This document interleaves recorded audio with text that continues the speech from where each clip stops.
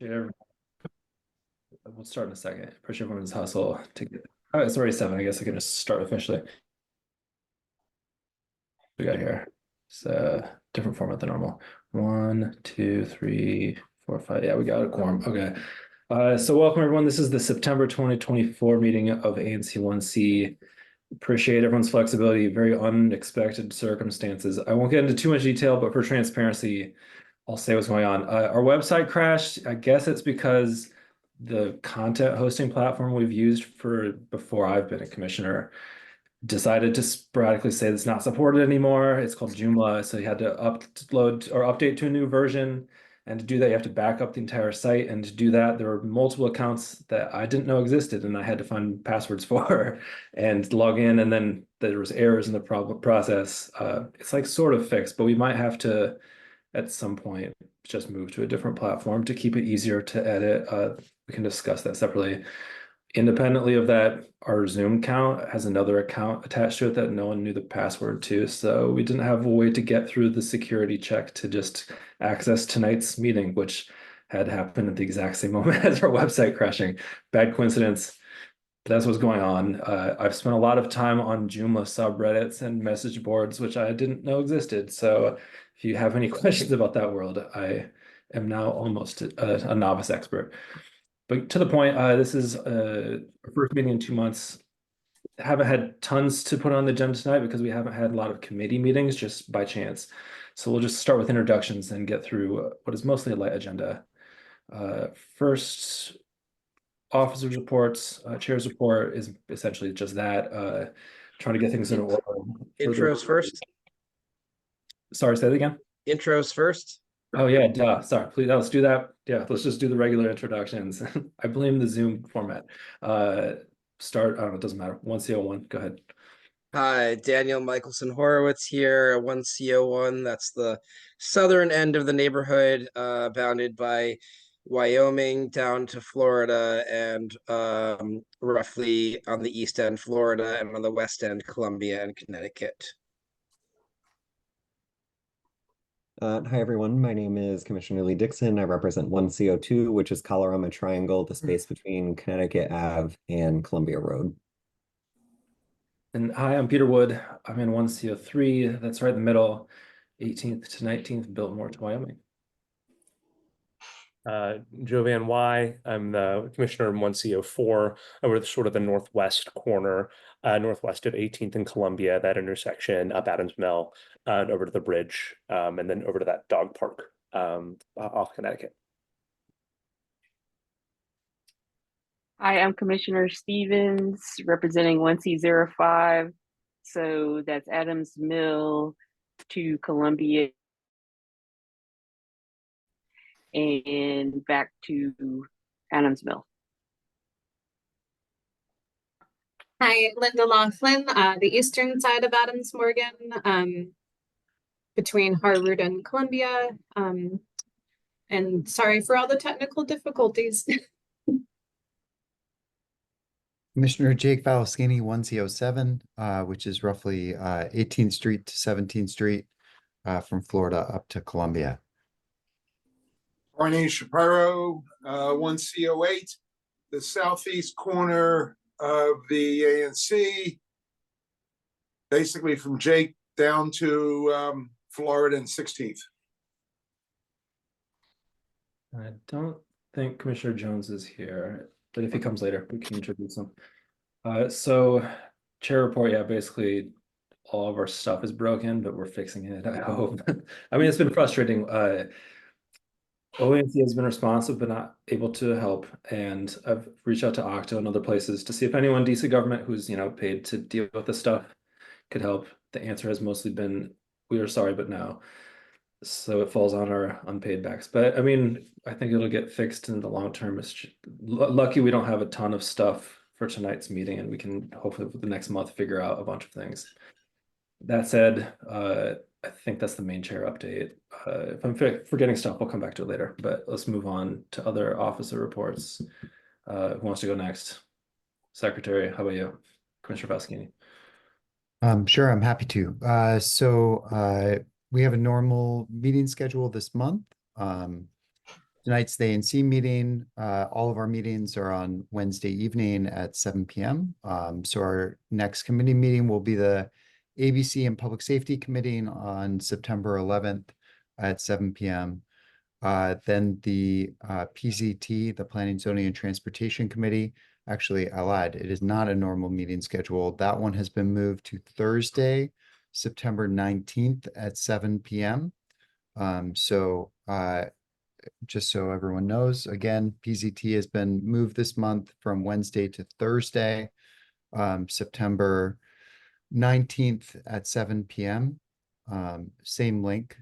Actually, we'll have to figure out what links these all are at. So we will send that around to the neighborhood in an email. And then the last is the Public Safety and Environment Committee, which will be Wednesday, September 25th at 7 p.m. And again, we'll send out links to the email list as soon as we have an idea of which working link we're going to use for all these meetings. Yeah, on that note, I should add, like independently of everything that's been going on this last week with this Zoom account, we had already realized that there was this kind of mysterious Gmail account that no one had access to that was associated with our Zoom account, and it's also associated to a Samsung Galaxy. So if anyone has access to that Galaxy, you could get us into this account. ONC knows about it, and they've also been trying to more centralize how ANCs can have virtual meetings done. So they've been helpful with that. And the plan was to just wait for our contract with Zoom to expire, which is October of this year. And then to have something that ONC basically pays for and controls. We don't have to do the extra work of paying for a Zoom account, et cetera, et cetera. This just happened in the meantime. So we're already going to shift to something different. This just kind of speeds up the process. But yeah, as you said, Commissioner Foskini, expect maybe different links in the future. Not clear. My guess is that the Samsung Galaxy is with the treasurer from 2 years ago. It could be. I asked her, I don't know if it might be Fiona or something. I have no idea. Like no one left any notes on any of this stuff for me. So I've just contacted a lot of the helplines and got passwords reset, which thankfully has mostly worked. On that, Treasurer Commissioner Chappelle. Okay, as of today, or as of the end of August, the balance at Truist was $7,013.50. We have 2 outstanding checks of $750 for a. So our actual balance of available funds is $6,263.50. We should assume that we will have at least $500, if not $1,000, to spend. No, actually, we should assume that we will have at least $500, if not $1,000, to spend between now and the end of September for ongoing operations. That's principally Sean and our intern, and a decision to be made about the post office box. The office of the ANC did release money to us, not very much. They released basically $5,800, and they clipped us for about $5,000, which we're still trying to argue for them to give back. But even though the city council, the council of District Columbia, is allowing the requirement for security fund to sunset, the OANC still feels that since it exists, they can clip us for the money. So they're basically going against going against what the council is doing. They're basically saying, well, unless you go back and, they're going against what is the sense of the council. There's not very much that I can do about that, although there are some apparently them on specific items. Peter, did you include the budget approval in today's agenda or not? And I was going to mention it later. I put an item last week on our agenda to just discuss it, but just because of the nature of not getting to give full public alert of things, my suggestion is that we don't actually vote on anything tonight. Also, because we just got the budget like 2 hours ago. Yeah, so we could do it next month, but we can discuss that when the time comes. Yes, they're giving us the same allotment. Well, I'll discuss that later. Okay, that's all I have as treasurer. Thanks. Always a fun conversation to hear what the latest financial challenges that we're dealing with out of our control mostly. Who else we got?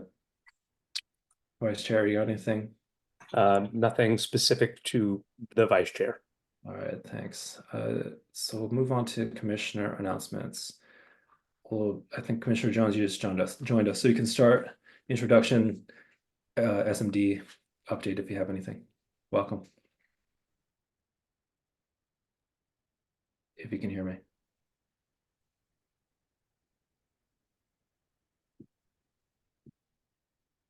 Okay, maybe we can come back to that. Start with 1C08 then, Commissioner Chaparro. Yes, actually, we have good news.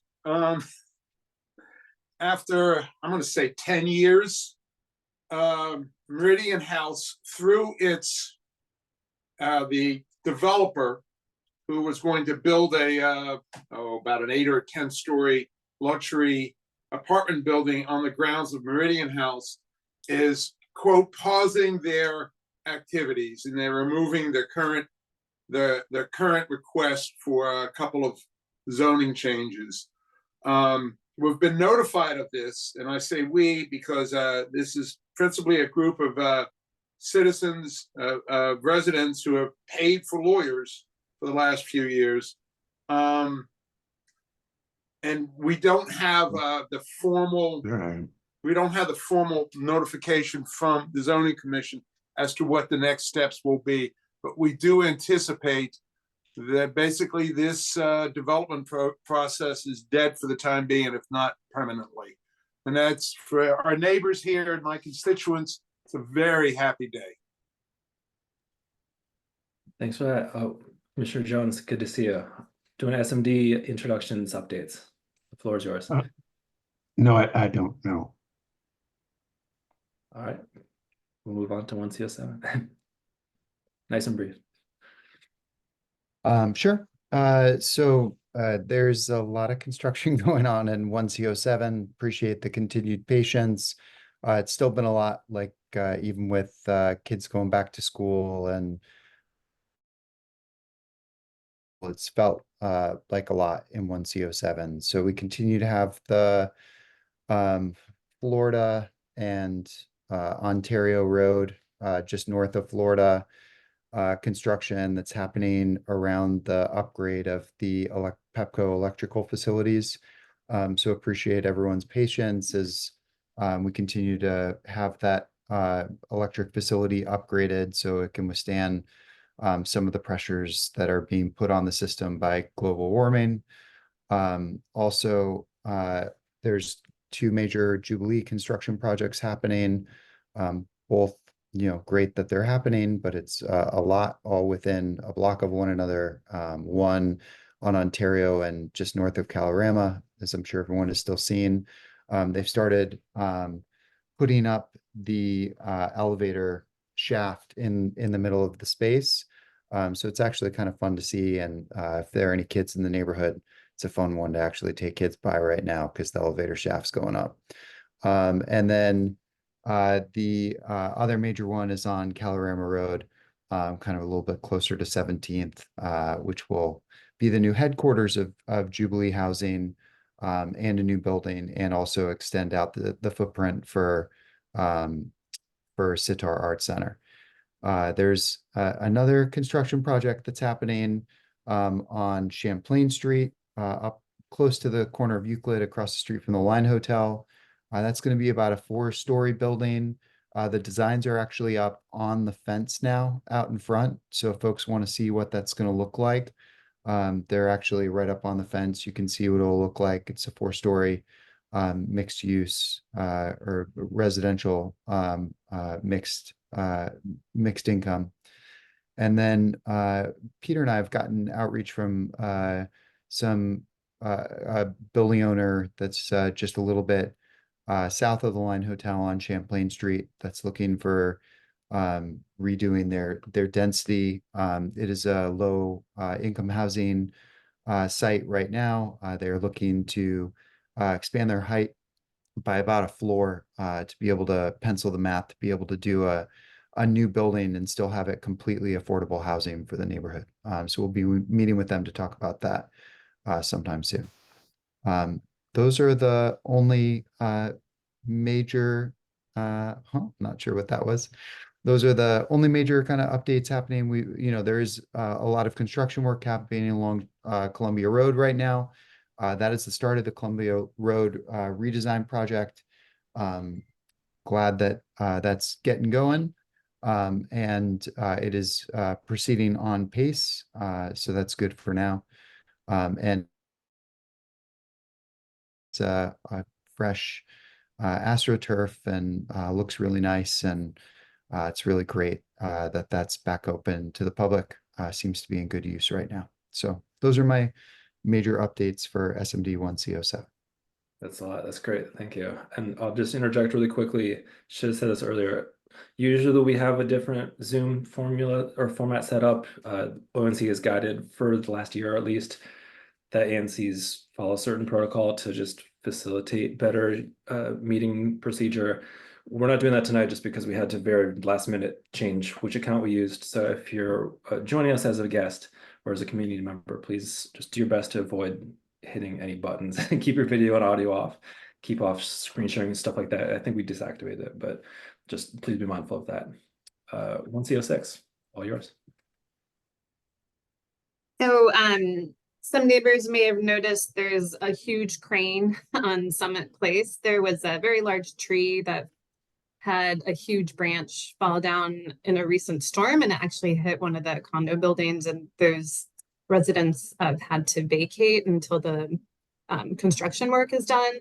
So luckily, the building management, the tree sits in this little ravine on Lanier Place behind row homes and between apartment buildings. So it's been a difficult to get spot, but they got an crew today to start taking out. It's a very, very large tree. It's going to be sort of sad when it's gone, but it needed to come out because it's not healthy anymore, and it could have fallen on the row home. So really happy that that's proceeded very quickly, and this will bring some needed relief so that the people in the condo building can get their insurance claims in order and start moving forward on that process. So that has closed some streets on Champlain and Summit. So the streets are closed because they have to have this huge crane back there. And the company put up signs and notes on people's buildings and homes to warn about that issue last night. And then the contractors working with DDOT for the bus priority plan, they got a little bit ahead of themselves and put up some no parking signs on the east side of Columbia Road. So what happened is that some people did get some parking tickets when they shouldn't have because it was sort of ahead of schedule. They've now covered up their signs with some burlap sacks, seriously, to sort of to get ahead of that. So this is all to say that if you are a resident, say maybe in the Calverton or the Argonne, or even the Silva, and you feel like you've gotten a ticket incorrectly because of that situation, please send me an email. I have some instructions from DDOT of how to submit to get it adjudicated. Can't guarantee that. Did get a ticket incorrectly. It was the signs were uncovered for about maybe 2 to 3 days. I want to say at max. And I don't have the timestamp of the date with me right now, but it was a few weeks ago. So that was an issue. Just shoot me an email at 1C06 and I can send you some instructions about how you may be able to adjudicate that. And that's all I got. Yeah.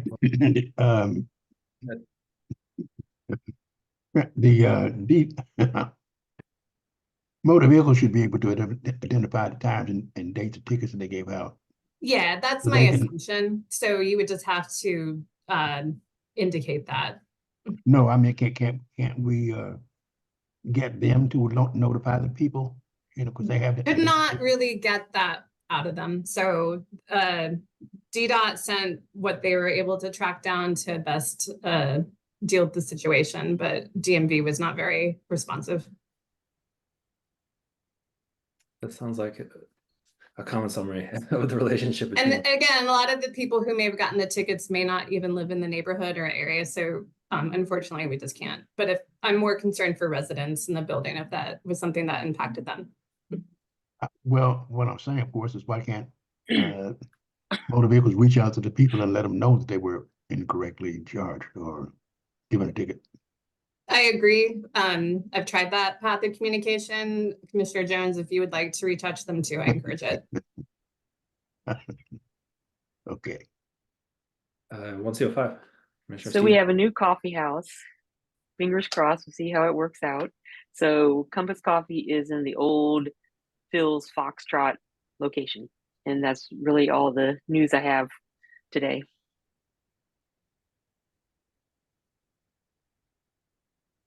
It's great to hear. Yeah, I was just caught off guard because I was having some difficulty logging in. The update I have about my single member district is that the school, opened and the kids are walking down, flooding down Mozart and Fuller Street and all the other accesses they need to get to the school. Actually, it's really a joy to see the kids go to school. The parents bringing them down the street. It's something I've loved to see in all these years. Other than that, there's a highlight for my district, for my single member district. Good to hear. Thank you so much for that. Commissioner, who are we at now? Van Y, 1CO4. Yeah, not a ton of updates from my SMD. Very excited to see some of the Columbia bus redevelopment right outside my building for a couple days and quieting down. So that's been nice. And yeah, happy to have the building occupied right across the street over at Compass. I hope that they treat any employees that they hire who are constituents fairly. Yeah, that is everything that I've got to flag.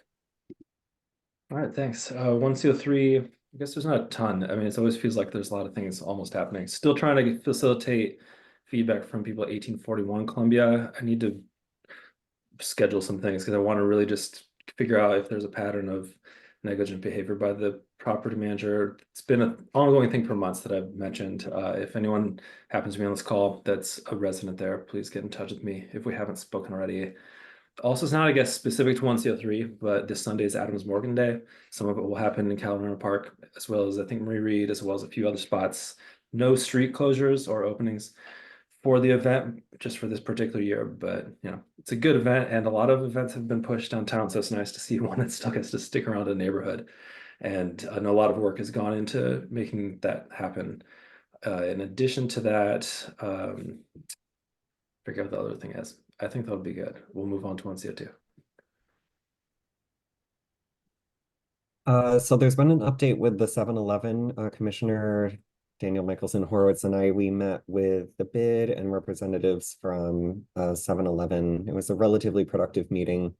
They're going to be putting up lights outside the building, which are already there. They all point down, so they're not disruptive to the neighboring buildings, but they are quite bright.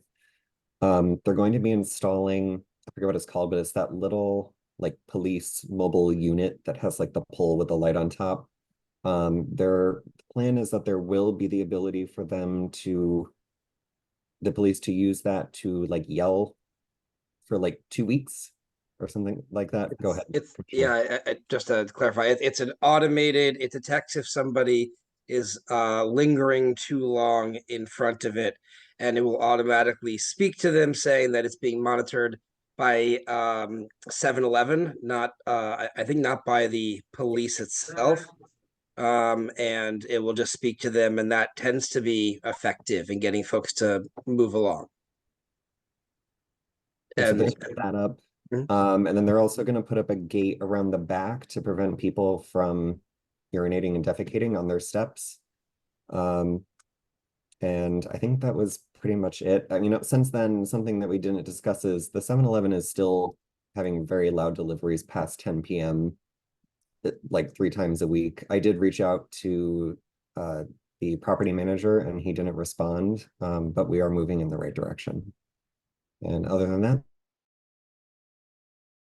know you put a lot of work in towards the very frustrating 7-Eleven, as well as you, Commissioner Michelson Horowitz. Just trying to orchestrate just communication in the first place is hard enough, and then getting things to actually happen out of it is tiring. So I appreciate that. And just to backtrack really quick, I've meant to mention, well, the other thing, the Columbia Bus Priority Project have gotten kind of sporadic feedback from constituents, as I've mentioned, others have. A lot of it is actually people saying they don't want to see the number of bus stops increased, which is the opposite of what's happening. It just looks like there's more because they're building new ones to get rid of the old ones. Regardless, happy to facilitate any feedback people have, and we direct that to the appropriate people at DDOT. On that, 1CO1, Commissioner Michelson Horowitz. Yeah, thanks. I was going to highlight that meeting we had. A few additional things I don't think I heard, but one, reporting of incidents is very important. So if you see something that is disruptive to the peace and security of the neighborhood, let us know, let 7-Eleven know. The more they hear, the more they'll be pressured to do something about it. And the poll is going to be on for, I think, 3 weeks. And then they'll reevaluate if it's disruptive to the neighbors. So if you have any comments about that, they can adjust the volume level, for example. But they do find it to be pretty effective. So we'd like to at least keep it on for the first few weeks. And yeah, they also committed to, we have their numbers now, and they've committed to reaching out to the police if there are incidents outside, fights, whatever, or to various there's mental health hotlines if they see somebody who needs assistance. So that, and then of course ongoing concerns with the construction site at the school on 19th Street. Please continue to send me any comments or concerns. There were a few questions about the height of the fences around the site because there were some trespassing incidents. So the DCPS is working with the contractor on that. But that's all for me. Thanks. Thank you, everybody. I guess, Jake. oh, yeah, I didn't see that. The lighting's weird on my screen. Commissioner Paskini, go ahead. Sorry, I just forgot as chair of the ABCM Public Safety Committee, I wanted to do a quick update on the agenda for the ABCM Public Safety Committee. For two ABC liquor license, or either liquor or cannabis license requests. The first is from Her Diner. However, because we were out in August, the protest petition deadline is September 23rd for this one. I still think that we should do it next week, and so we will invite a representative of Her Diner to come in and just provide an update on what they're doing. This is the new establishment that's going in down on 18th near the intersection of Florida. It was a diner for a long time and has switched ownership. Thus the kind of the new application with all the same provisions of the old application, as far as I understand it. And then we also received an application for a marijuana cannabis license from not All the Buzz. That is the one on Georgia. This one is the BS Boutique on 18th Street. It's 2451 18th Street is the location of this medical cannabis retailer. So we will reach out to both of those businesses and request they come in. Yeah, that's right. It was Duplex Diner. Not BS Boutique. The new Her Diner is. It's in the old location of Duplex. So we will reach out to both of those business owners and ask them to come to present to talk about their requests. We will also invite a representative from the police precinct to give us a public safety update on how things are going in the neighborhood. Hey, Go Jake, ahead. can we add a discussion about when the city will start about enforcement of the weed shops that have not either have not applied or have not been approved, when they will start enforcement? Yeah, I mean, we can. My understanding is it's from communications that we've received that it's the end of this year. Well, supposedly. I think maybe I think the powers that be need more pushing. Because it's not fair to the ones that get approved and pay taxes and follow the rules at this point in time. Yep. I'll chime in quick. I think there's actually an Axios article maybe today. There's an Yeah, article that's- about yeah. this specific issue. What the little I've seen is that it's potentially a fight between the council's chair Mendelson and the mayor of who's actually going to do something, and we'll see how that goes. But yeah, I mean that's something that we can address as need be. And just really quickly going back to the liquor license time request for support. I suggest that maybe approach APCA if needed, but I think that if it would come to it, we could even request with the period so that if we needed to protest or anything in the future, just to give us the opportunity to submit feedback, we could do that just to extend it. I don't know what would be best, but there's options available for us to do what often happens, which is respond to a timeline that doesn't match our specific ANC meeting schedule, which is just how it goes. All right. Thanks everyone for that. Next up, thank you for your patience. We have a representative from the Department of Public Works Office of Waste Diversion to give us a little bit of an update on how the projects to divert waste within DC are going. So if you could raise your hand, we'll get you promoted. And I think we might have to readjust some of the settings to do screen sharing. Hi, I'm Sarah Hoffman Graham here from the Office of Waste Diversion in the Department of Public Works. I think I have the permissions to speak and share screen. Yeah, let's try it Give out. it a try. Very ad hoc tonight, so if we have to change something, we'll do it on the fly. Okay, let's do that. Let's do this. Is this working? Looks great to me. Thank you. Okay, great. So thanks for having me here. As I said, my name is Sarah. I'm here from the Office of Waste Diversion, which is a team within the Department of Public Works, but also works across district government to work on the District Zero Waste Goal, which is to divert 80% or more of this municipal solid waste away from landfills and incineration, and what we call towards its highest and best use, which could be composting, it could be recycling, things like that. This goal is impactful in a lot of ways. It's not, just for kicks and giggles. It actually has a pretty big impact on our current state and future state as a city. Certainly we know, especially in Ward 1, where I'm also a resident, we have issues with illegal dumping, with rats, with litter. And so proper waste management addresses a lot of these local environmental and pollution concerns. We also deal with a lot of waterway pollution in the city, and a lot of this is from mismanaged waste. And then, of course,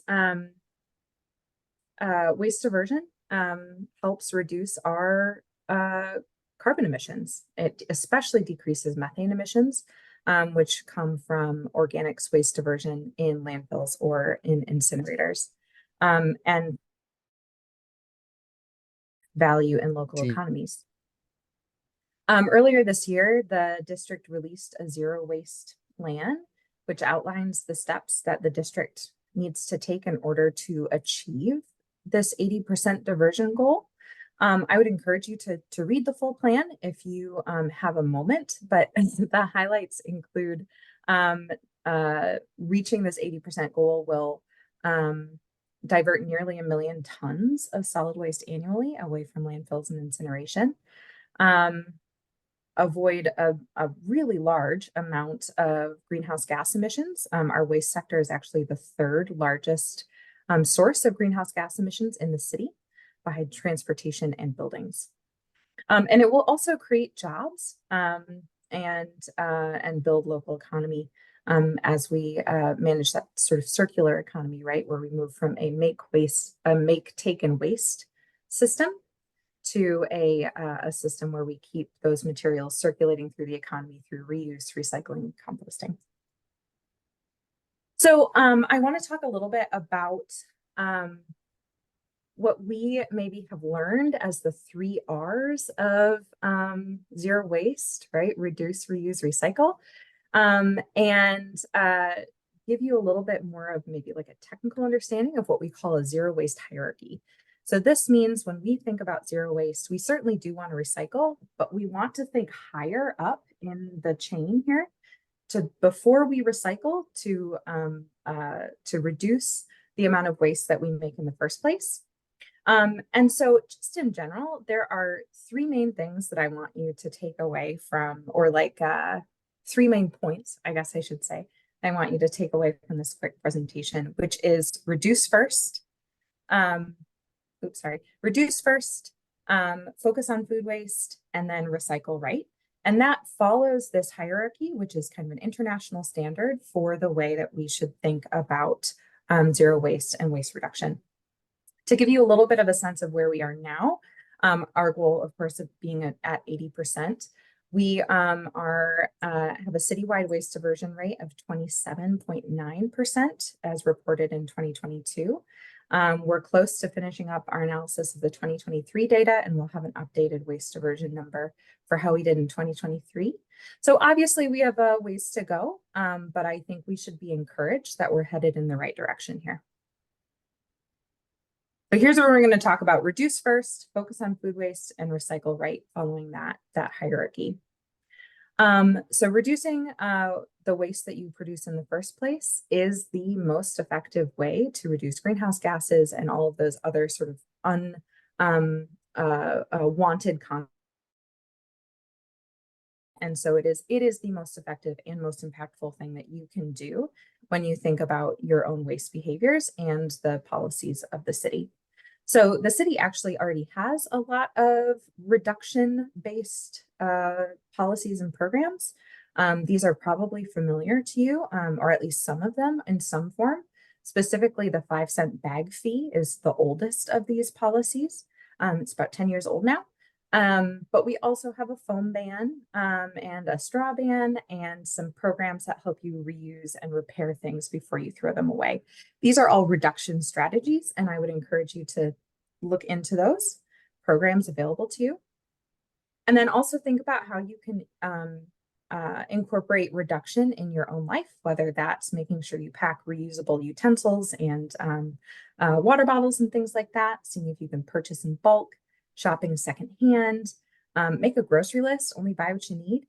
And then I also put this photo here of these reusable cups, because if you have maybe seen a show at the Anthem or at the 930 Club recently, you've noticed that they've transitioned to reusable cups instead of single-use cups. And I think that's a great example of transitioning kind of our economy away from a single use towards a reuse and reduction mindset. And so kind of seeing businesses, not just individuals, pull from this ethos to make our city cleaner and greener. The next thing I want to focus on is food waste. And we'll spend a little bit more time here because there are some interesting developments, especially for Ward 1 here. So in United States, about 24% of municipal solid waste, so that includes both residential and commercial sectors, is food waste. That doesn't include yard waste, just food waste.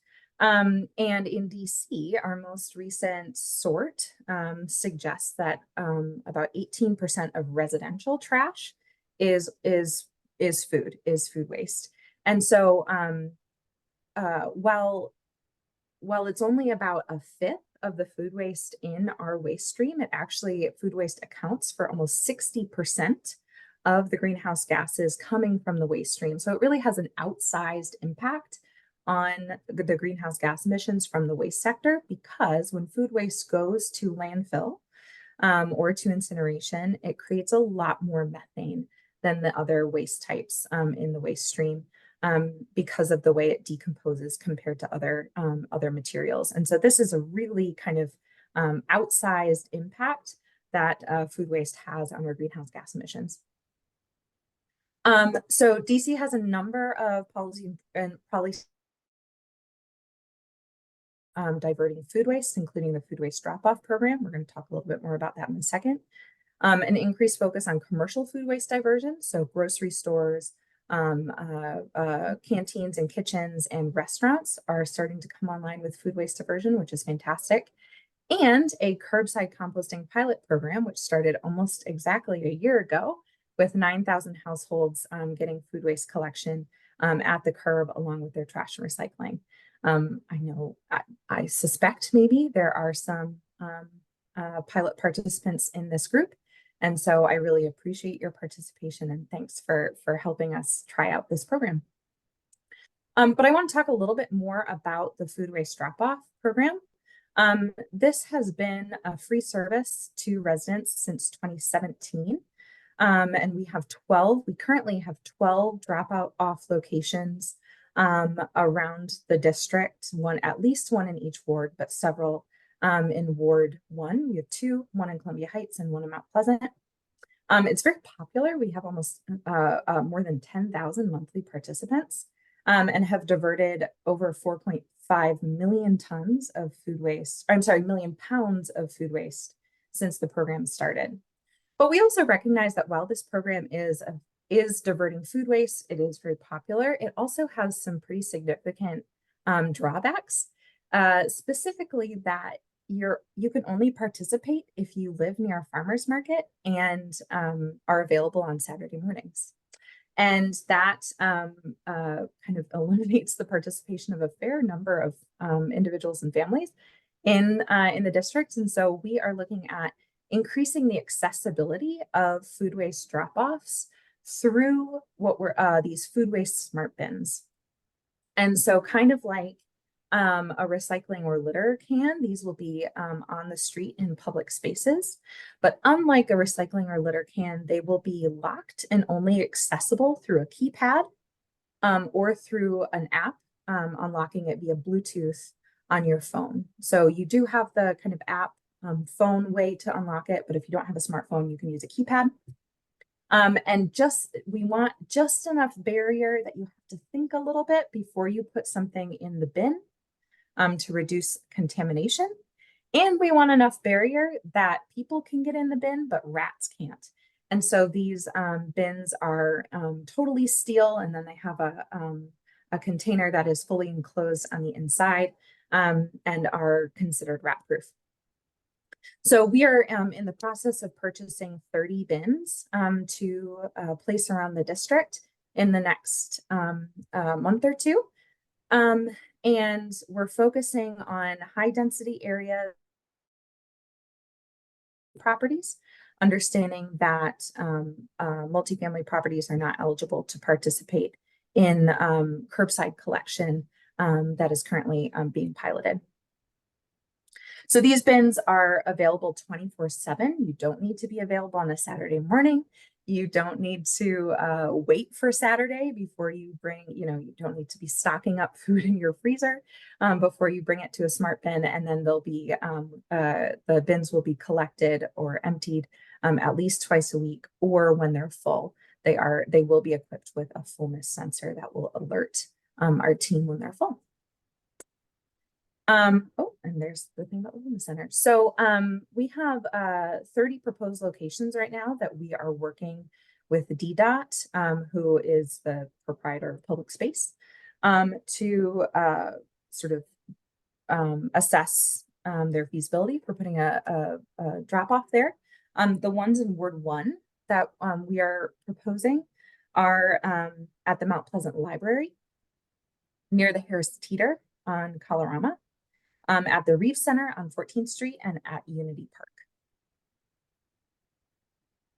And so in terms of what you can do for focusing on food waste, I do encourage you, if you don't already, to start separating out your food scraps maybe have just a bowl on your counter when you are cooking, so that instead of going into the trash, your food scraps go in that bowl, and you can separate them out to bring them to a food waste drop-off location or to one of those new bins once they are deployed.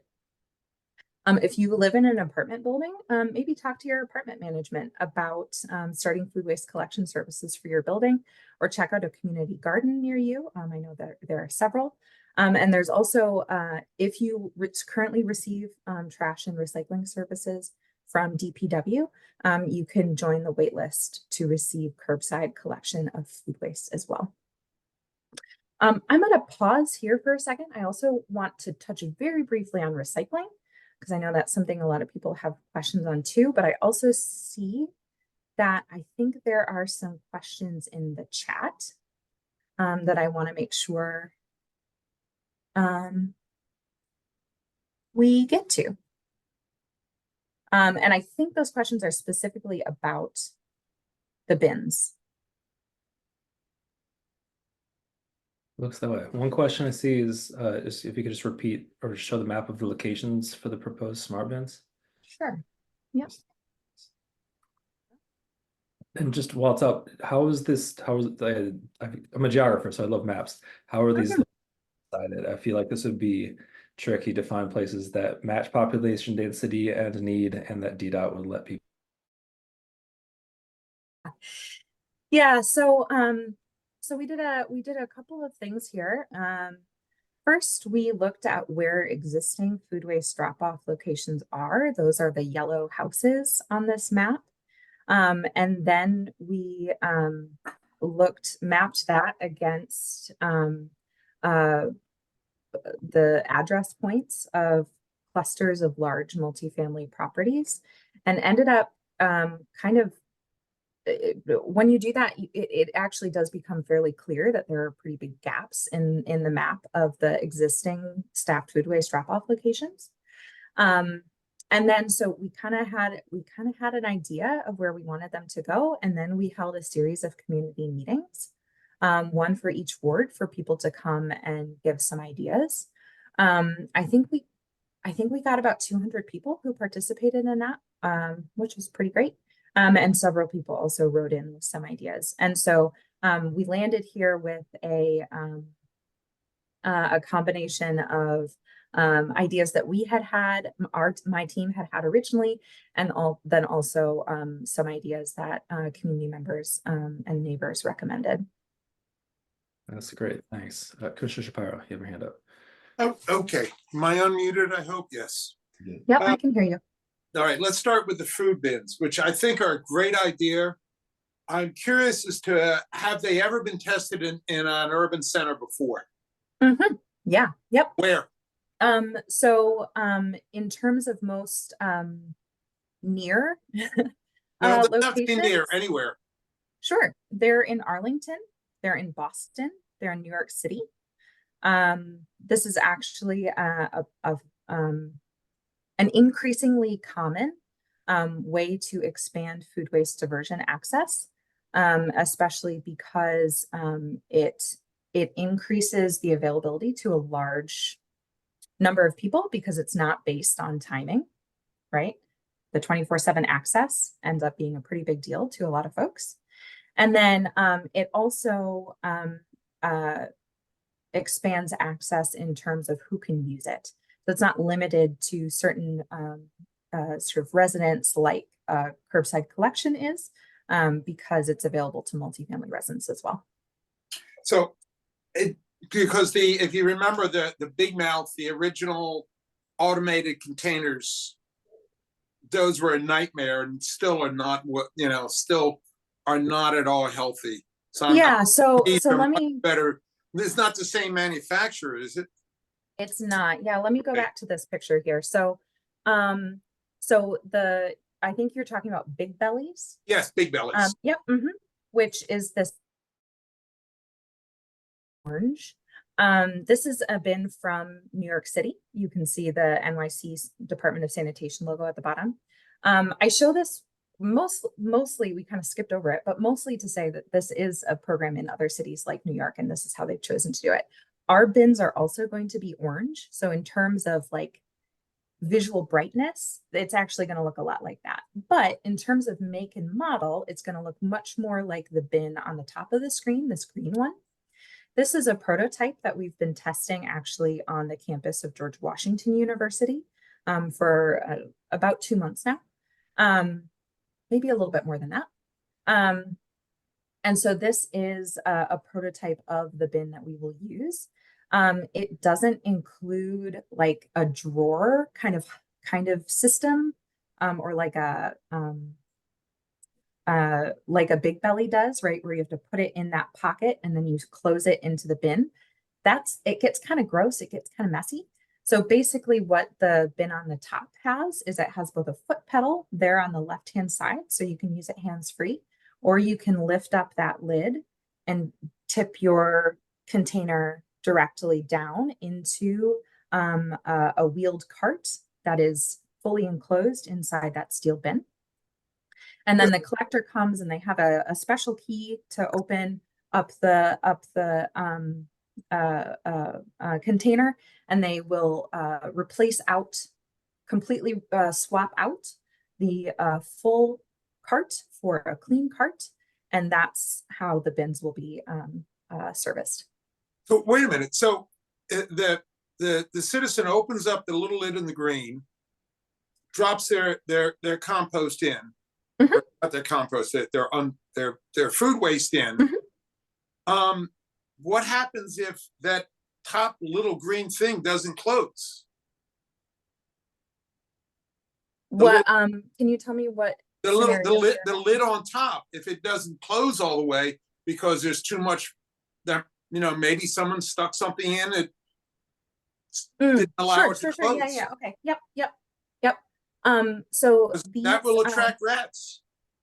Yep. So these bins, you have to either unlock it with a Bluetooth or with a keypad.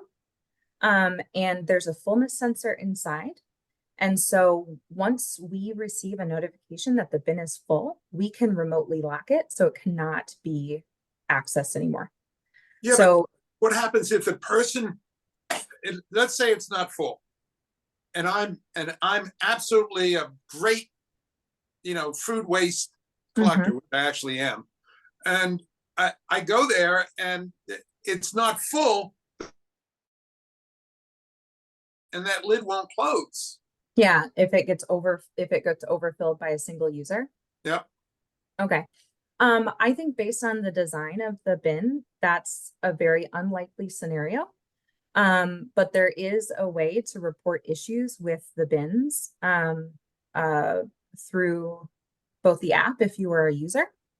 And also certainly you can report it through 311, in which case somebody would come out and service it. About a month later.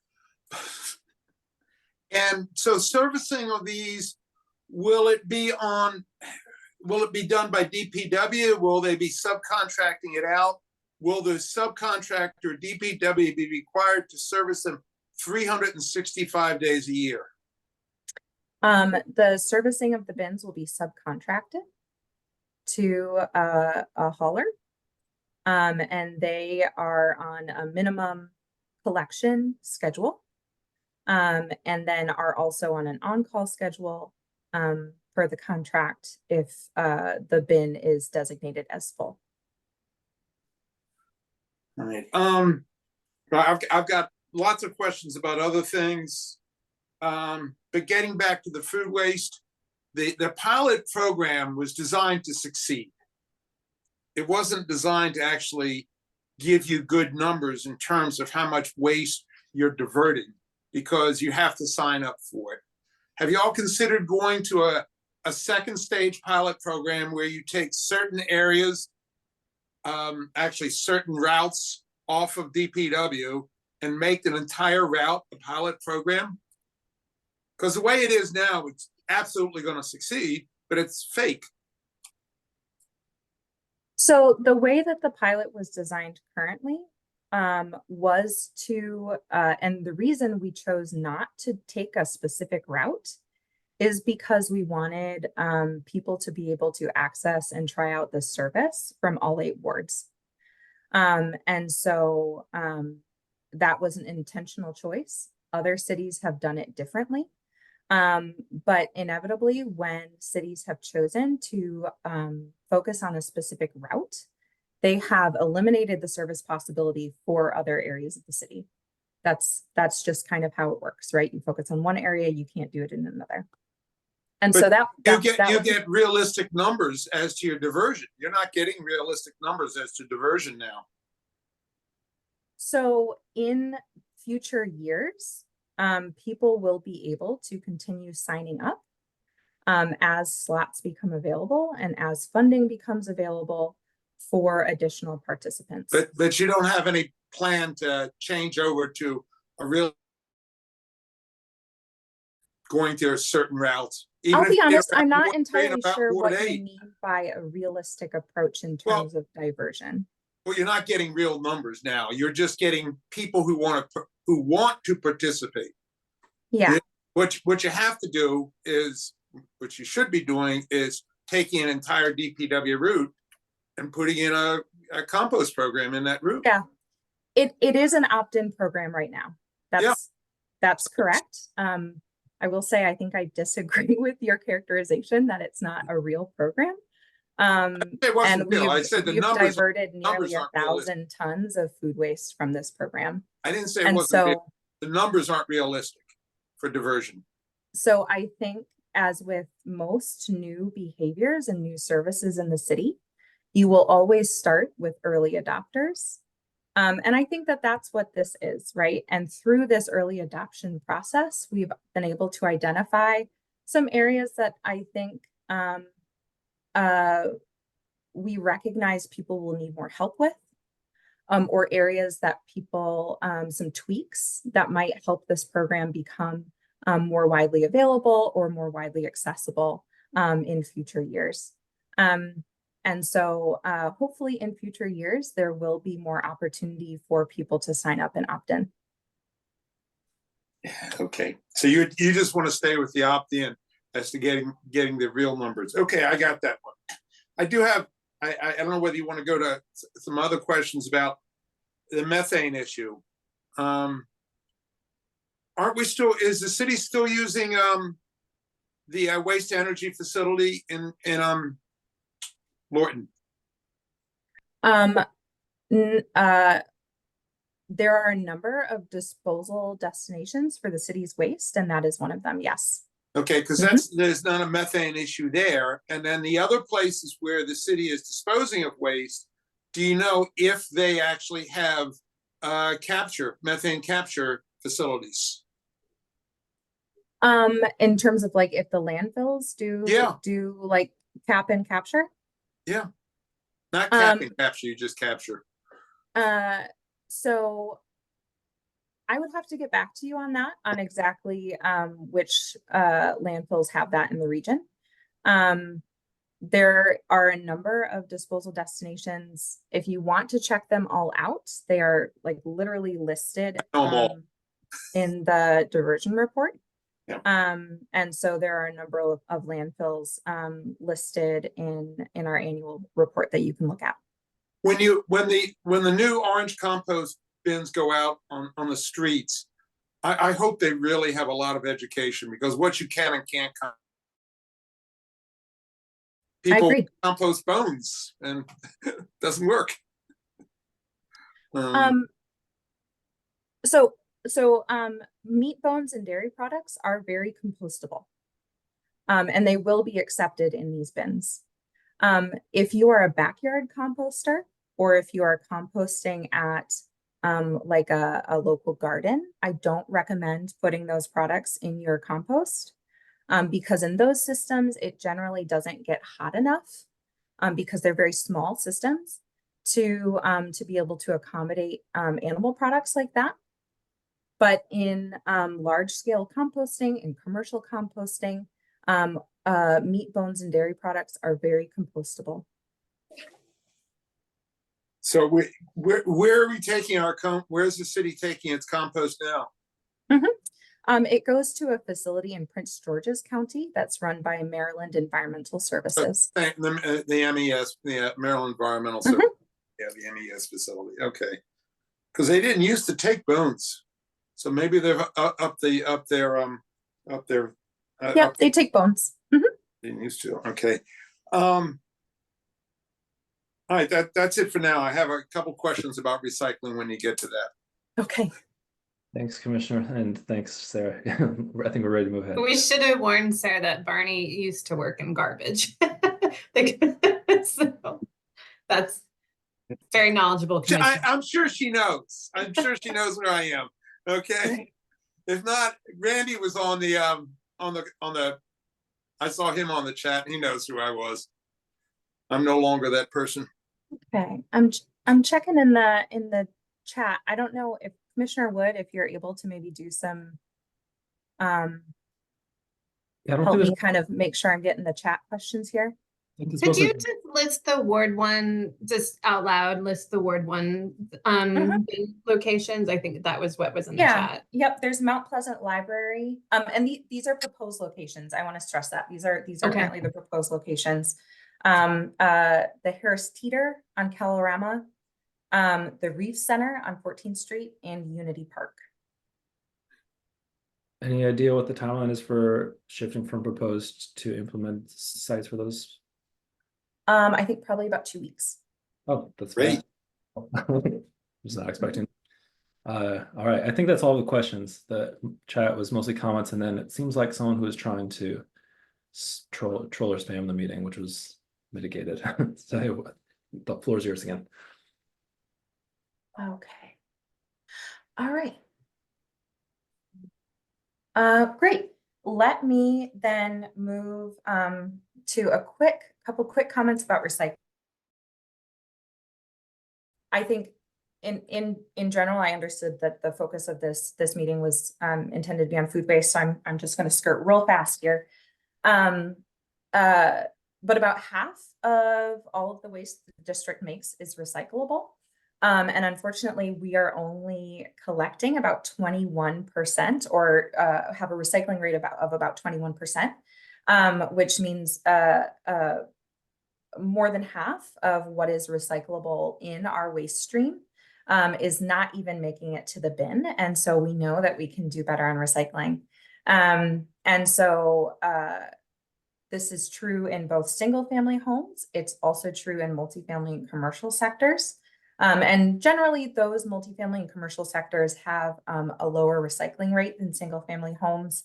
If any of you are economists, I think this is a little bit of a tragedy of the commons situation. The more people you have on a group project, kind of the harder it is to maintain the quality of that group project.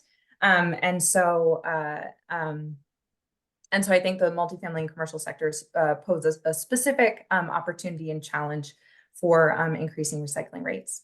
So I would encourage you to continue talking to your friends and neighbors about recycling, continue to recycle at home, make sure that your recyclables are loose, don't put them in bags, that they're clean, and that they're empty. So don't put like food soiled containers in your recycling, make sure that you rinse those out.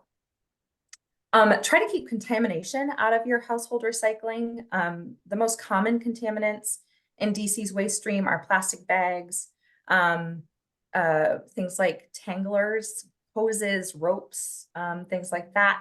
And then batteries are, while maybe not the most common contaminant, are a pretty harmful contaminant because they can cause fire in a trash or recycling truck or at a facility, which is very dangerous. It's dangerous for my colleagues. It's dangerous for the people who sort our recycling. And so please make sure that you keep batteries out of your recycling bin. A sort of the recycling stream, a hand sort, literally putting everything that came in the bin in different locations, shows that the district has a contamination rate of about 15%. So about 15% of things that end up in the recycling bin are non-recyclable, which honestly, in terms of benchmarking against other cities isn't terrible, but I know that we can do better because we have had lower contamination rates before as a city. And so making sure that you are only recycling things that can be recycled and keeping those recyclables loose, clean, and empty is really important. I would also encourage you to managers, property managers of your buildings. If you feel like you do not have a recycling program where you work or live, this is the law in DC. These places are required to offer recycling. And so if you don't see that, certainly if you feel comfortable, address that with the property manager or the office manager or something directly. Otherwise, you can report non-compliance with recycling laws at 311. So that's kind of what I want to leave you with is reduce first, focus on food waste, and then recycle right. And those are kind of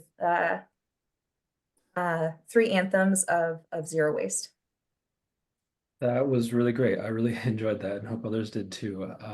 One question in the chat, what portion of recycled products end up in a landfill currently? Do you know the answer to that? Sure. So, about 58%, we estimate about 58% of the things that are recyclable in the district or like part of our waste stream never make it to a bin. So about 50% of 58% of recyclable products end up in the trash. So those are going to destructive disposal, either a landfill or, as Barney said, an incineration facility. When you put something that is not recyclable in your recycling bin, there can also be a couple of instances where that would get diverted to trash. One instance is if a load that comes into the district's transfer station. So this is a combination of everyone's bins, either from a single family home or from an apartment building that has maybe like a big container.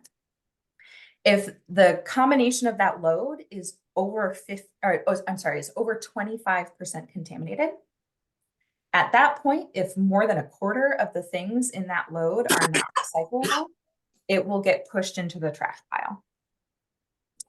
So we really try to avoid that. That's not super common, but it does happen. And those loads get screened at the transfer station. And so we really want to make sure that we don't exceed the 25% threshold. The other place where trash is picked out that will end up in a landfill is at the recycling sorting facility. So in that facility, a combination of mechanical and human hand sorters are going through every single piece of material that gets put in the recycling pile. And non-recyclable things are getting picked out of that. And that's where that 15% contamination rate comes from. Is that about 15 that go through that sorting facility are getting picked out as trash, and that 15% of items ends up in the trash. That's really helpful. Thanks. Those are from Commissioner Michelson Horowitz. You have additional. Yeah, just to clarify, I guess, what portion of properly recyclable items end up in a landfill? Like, I guess I just want to see, the effort that my constituents are putting into properly sorting and recycling. Does that lead to reused or materials that are recycled? Yeah, it does. Yeah, it does. So your materials, when you put them in the bin, go to that recycling sorter, right? And they make money, they stay in business, they have a business because they're selling those materials to fabricators who are using those materials to make a new product. And so I know that there have been a lot of, I think, discouraging media hits about the efficacy of recycling. And I don't want you to not believe that or not necessarily like take that seriously. Because I think, as we talked about in the waste hierarchy, I think the message that I want you to take away from that is like, reduce the amount of things that you're sending to recycling, not because you're sending them to the trash, but because you're reducing the amount of waste you're making. But once it actually does get to the to that recycling sorter. Those bales are sold, and yeah, and I see your question, and most of them are sold domestically, actually. And we are able to fairly regularly get information, at least at a regional level, of where that sorter is selling materials. And we do that for this very reason, right? Like, it is important to us. It is important to DPW, that what residents of our city are recycling actually get recycled. And so they're selling it largely to domestic recyclers. There was a pretty significant like bobble in the recycling market in 2018 after China passed some new laws regarding what they would accept in terms of recycled material from other nations. Generally, and that was like pretty devastating at the time. Markets have changed since then. That was 2018. You know, the market has basically rebounded, is what I'm trying to say. And in fact, during the pandemic, recycled material, or like recycled bales of recycling, were incredibly valuable. Like, people really wanted them. And so there is a market for this stuff. It is getting sold, and then it is getting made into new products. Thank you for that. One last question. I'm in a 4-unit row home. That represents a lot of our neighborhood, and the city generally. Is there any move towards 4 units being allowed to participate in DPW collection? Currently, of course, we pay for private collection. Yep. I'm in a 4-unit as well. So my understanding is that there was, or maybe it's still live, a bill before council to expand the sort of service footprint of DPW to larger or like more multi-unit buildings. Ultimately, that's going to have to be a legislative decision.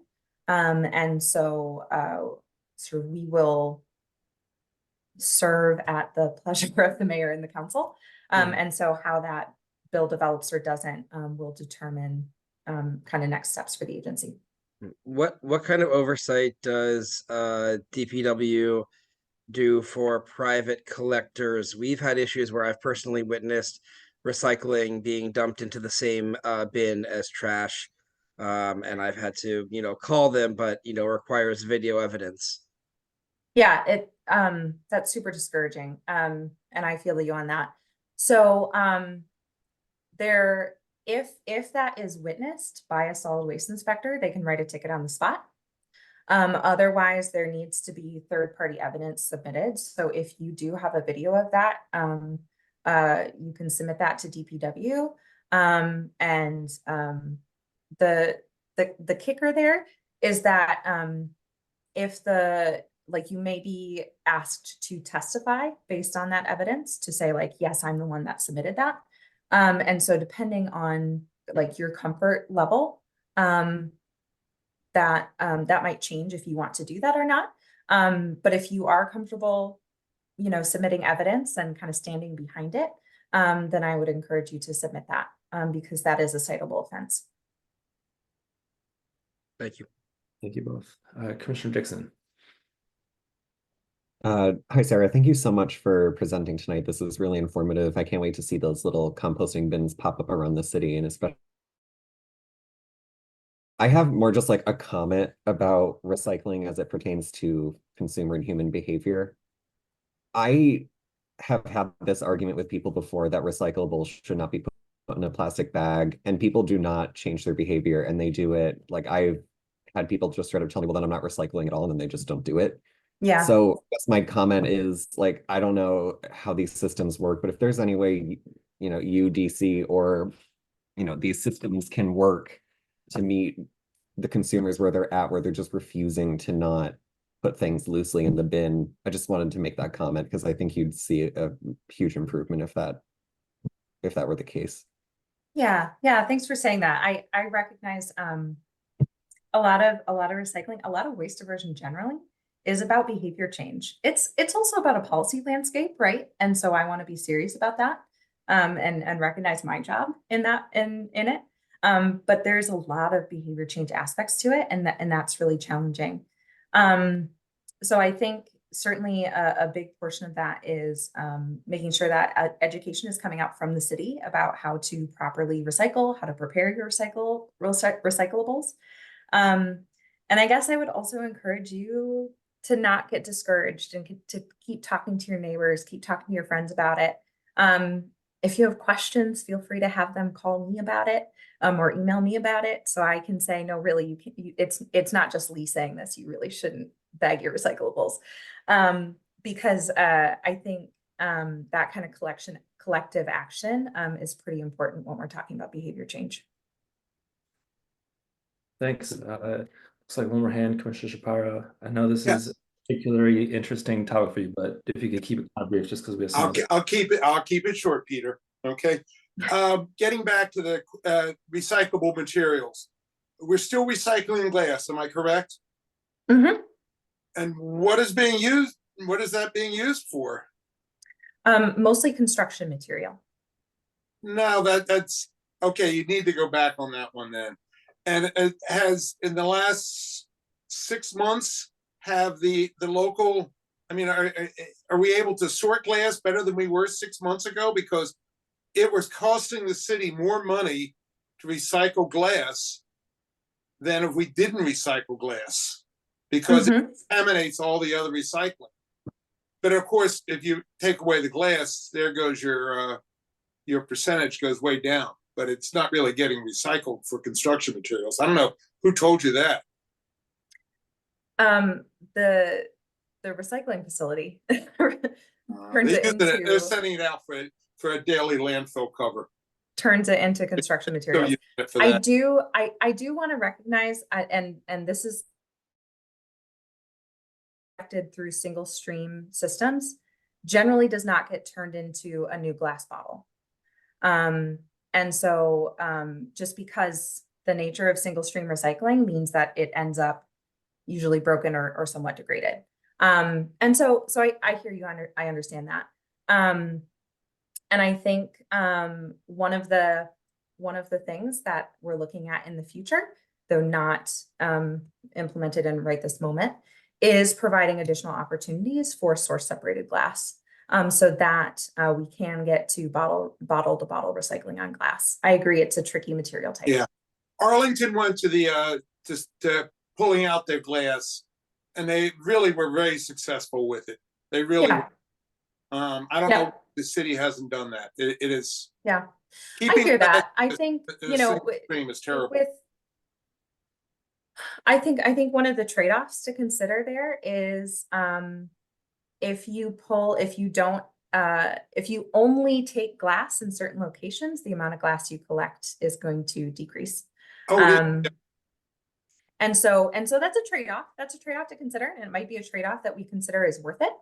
But it is definitely, not a one-to-one collection scheme. Yeah. It's like we got one more hand, Commissioner Foskini. Thanks, Sarah. This was really great. Thank you so much. I learned so much tonight. I thought I knew a fair amount about our waste systems in DC, but I did not at all. This was really, really helpful. So thank you.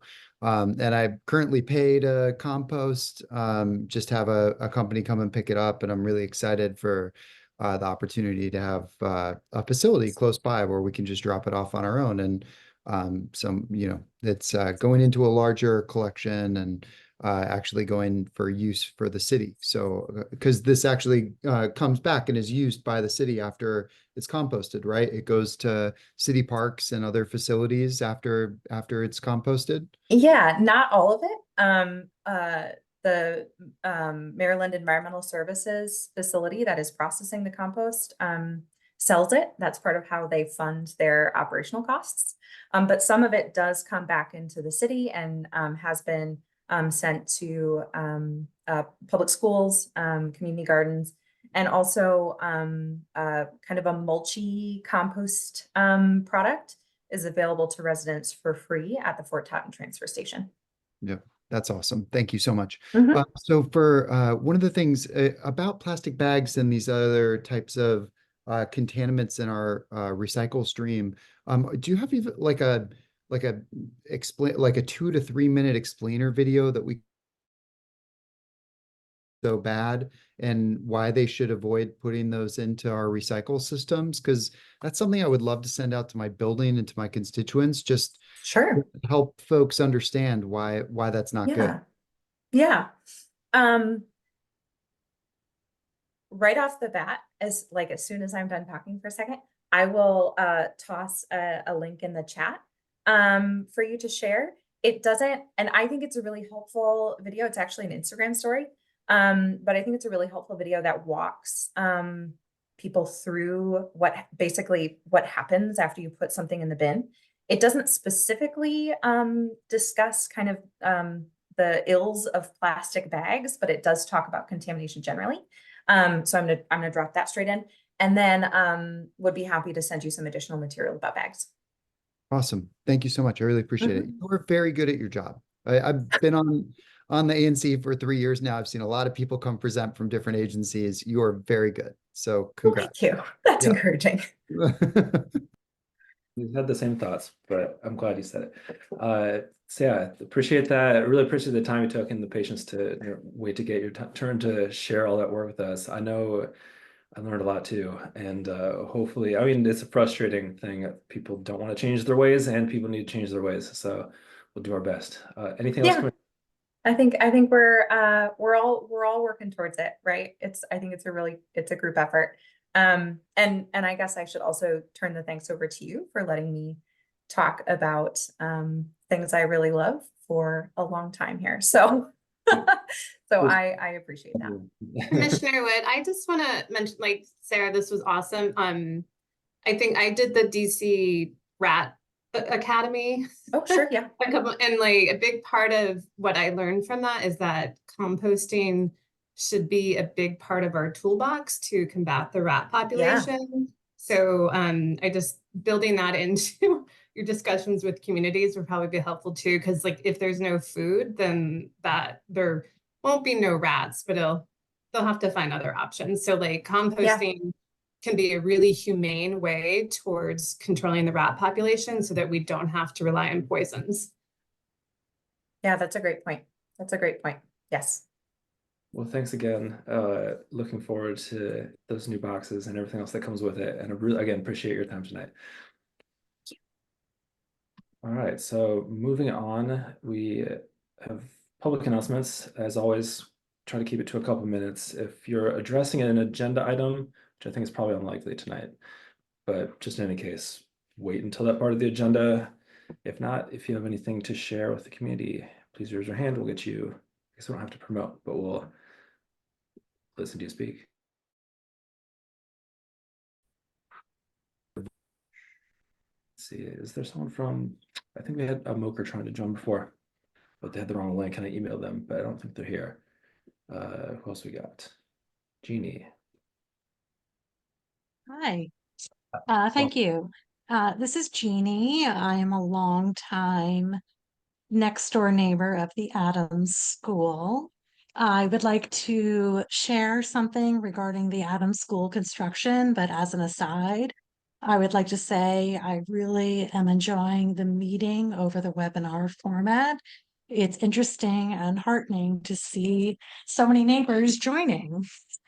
Regarding the Adams School, there was another trespassing incident at the construction site at 11:30 p.m. on Sunday, September 1st. This is the fourth incident I've reported to 911 and DCPS since June 12th. As an aside, I was advised to call 911, not 311, by our building's property manager. So on Sunday, September 1st, 4 young people were roaming the site and climbing the scaffolding. They accessed the site by shuffling in under the fence I told DCPS that I'm available to show them what I witnessed in terms of how they accessed the site. I called 911, I emailed DCPS. I implore you to follow up with DCPS. This is incredibly dangerous. There is heavy equipment. There is a crane. I call 911 each time, and I truly one day do not want to have to call an ambulance. Thank you. Yeah, thank you for that. Of course, not something any of us want to have to deal with, but I appreciate your attention to that issue. It's something we've discussed, and my Commissioner Michelson Horowitz did even raise it earlier this meeting, so it's not something that we're not paying attention to. I believe next is Kristen Barton of the Adams Morgan Partnership and Business Improvement District. Welcome, Kristen. Hi, everyone. Yeah, that was a great presentation about recycling and food waste. So thank you for having her speak. I too learned a lot tonight. So I wanted to thank everybody who attended the Admiral Vibe concerts that we did in Calorama Park, and thanks for your support of those. They were another great hit. We the first one did get rained out, so we ended up using the rain date, which was last Wednesday, which was crazy hot. And so the attendance was a little smaller, and also school had already started. So feedback from it's really kind of become a family event. We weren't kind of sure when we first started, you know, those Wednesday night shows in Calorama Park, kind of what the reception would be, but it seems to be like a really family centric kind of event. So, but it's been great. And we had 25 businesses, I think, offer some kind of discount to people who, you know, mentioned the Admiral Vibe concerts. So we had, you know, more businesses participating than ever before. So we're currently doing a recap of that and getting feedback from the businesses to see, you know, kind of what they thought and how many people, you know, took advantage of those deals. So so thank you all for another great Admiral Vibe series. Adams Morgan Day, I think Peter mentioned that earlier. That is this Sunday from noon to 7. It's not our event. We don't organize it. We never have. It's done by the Adams Morgan Community Alliance. And it's going to be a great day. The weather looks fantastic this year. And as Peter mentioned, most of the activities are going to be at Marie Reed and in Calorama Park. I don't think they're doing anything in Unity Park or in the plaza in front of the bank. I think it's all pretty much focused on those two areas. But we'll be there. We'll be selling t-shirts and streetlight banners and all kinds of stuff. So stop by and say hi. And we'll be at Marie Reed, I think, on that upper plaza. So, but it's going to be a great day. And then coming up this fall, we're still continuing the drag story time in Unity Park. That's on the last Sunday of every month. And so we have, let's see, 2 more of those, September 29th and October 27th. And those start at 11, I think. And they go for about a half an hour. So, and DC Public Library is there with their bike mobile, so that kids can check out books if they'd like. And it's been a really fun event, and it helps activate Unity Park on Sunday mornings. The Apple Festival, which we do in partnership with the Farmers Market, that will be, we now have a date for that. That'll be Saturday, October 19th. We haven't sent out the official judge email, but ANC commissioners, you are welcome to have a seat at the table to judge the apple pie baking contest. So you need to discuss it amongst yourselves and decide who you would like to be the representative from the ANC. I'm not going to choose for you.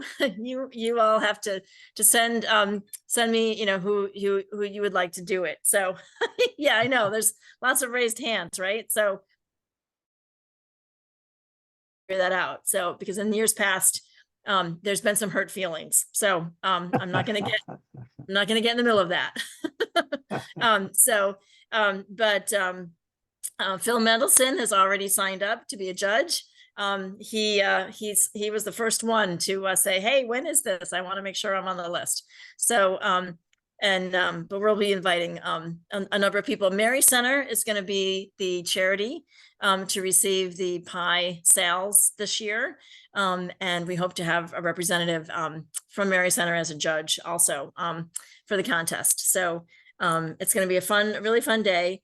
It all kind of takes place in Unity Park and then on the front steps of the hotel. That's October 19th, and that's from 10 to 1 p.m. Also coming up this fall is Porch Fest.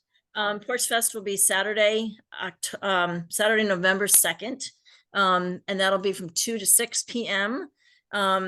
We do have tentative approval from MESTEG to close 18th Street again, with all of the requirements that brings. We have a rain date, but MESTEG doesn't give you rain dates. So if we do need to postpone it because of rain, it would be the following Saturday, but we'd have to go back to MESTEG and ask them for that. So that's in our mind, that's what we'd like to do, is November 9th would be the rain date. So look for much more information to come out about Porch Fest. We've just kind of started planning for that.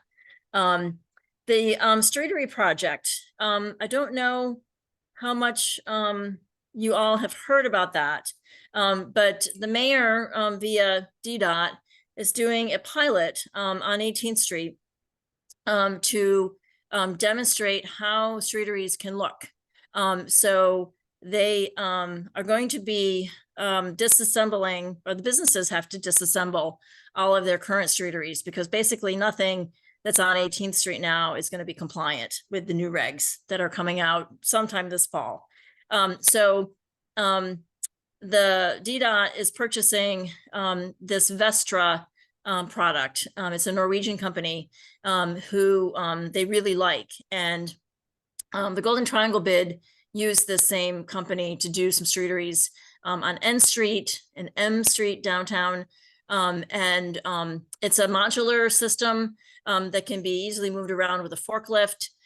So all of the streeteries on 18th Street between Columbia Road and Calorama Road are going to be replaced with this Vestra modular streetery system. They will have railings and they will have a shade structure. Not everybody, but everybody who wants a shade structure. And that's, so the de-install is going to need to happen before the 16th. So right after Adams Morgan Day. So like starting next week, businesses are going to have to take down what they have there.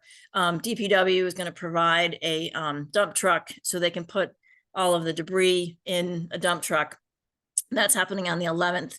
And then the new installation is going to start on the 16th, and it'll take about 2 weeks. So it'll be done before the end of September.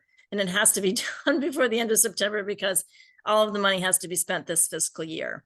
So so that's kind of the schedule and what's happening with that. But it's going to look terrific because they're all going to be very, very similar. They're also going to put in some more bike infrastructure. We're going to get another cabbie station right near Van Leeuwen ice cream store. It'll be an in-road cabbie station. There's also going to be some other bike racks installed. We're getting some planters that are going to look really great. There's also some planters coming along the Columbia Road bus priority project as well. But that's not going to probably happen until next spring. But we are getting some planters as part of the 18th Street Streetery pilot as well. So it's really great. We're really thrilled that the mayor chose Adams Morgan to do this pilot project, and it's gonna look really great. So I wanted to mention that because I don't know if you all had heard about that. So yeah, and I think that's it for me. Thank you. I have one hand up. I have one question. I'd heard about that the 18th Street pilot, just talking to business owners in my district, but I haven't actually seen official communication over it. We've, as a commission, advised similar things in the past, although most ANCs get ignored by most DC agencies. Do you know if there's anything that exists that's kind of more press release or anything? Yeah, so DDOT, we're going to do a joint press release with DDOT sometime probably, I think they want to wrap it up in with parking day, which is the 20th.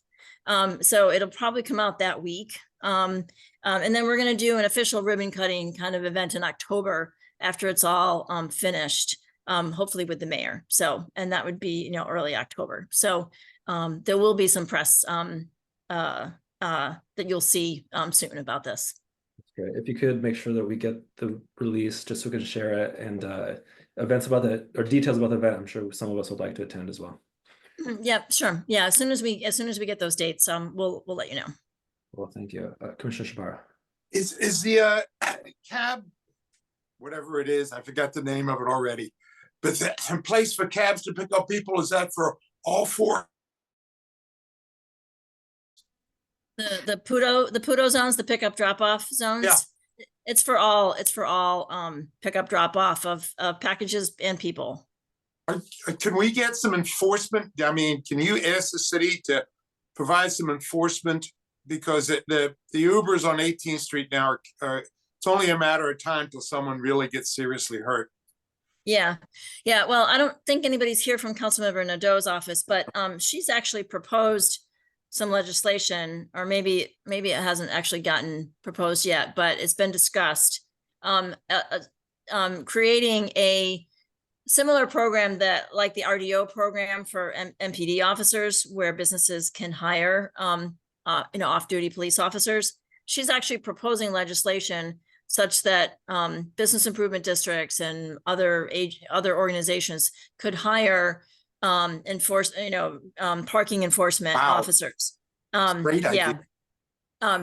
So, and it'd be some kind of a cost share sort of thing, much like the RDO program is with MPD officers. So, there's a lot more to come on that. I don't think she's introduced it, but I think there's a plan to introduce that legislation.